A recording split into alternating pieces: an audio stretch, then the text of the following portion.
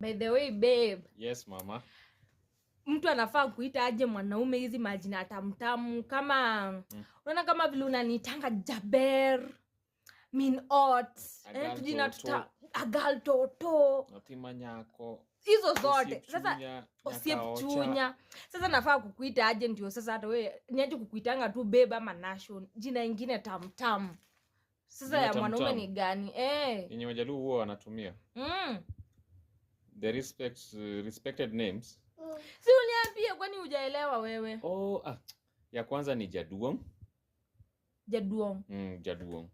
Hiyo inamaanisha? Hiyo sasa inamaanisha nini? Jaduong si ni mtu wako wa nyumba.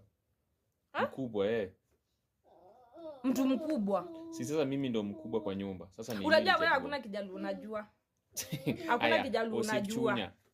Osiepchunya inamaanisha nini? Osiepchunya. The love of my heart. Next. Jatelo. Jaherana. Sibuor. Sasa hizo zinamaanisha nini? Nataka kujua meaning ndio nikipita na Uonopacho. Mimi sasa niite Uonopacho. Uonopacho. Hiyo ni nini? Baba wa nyumba. Na sasa bwanangu sasa. Jaoda. Juna sasa unajua si kila saa nafaa kukuita tu nation ama babe. Nataka hizo majina tamtamu, Zile za you spice things. Si ndio sasa.